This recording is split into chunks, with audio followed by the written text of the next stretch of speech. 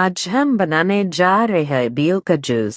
बील का जूस बनाने के लिए हम बील को तोड़ लेना है, फिर उसका पल्प निकाल कर उसमें पानी डालकर चल लेना है। फिर उसमें चीनी और ड्राई फ्रूट्स डालकर उस मिक्सर जार में पीस लेना है।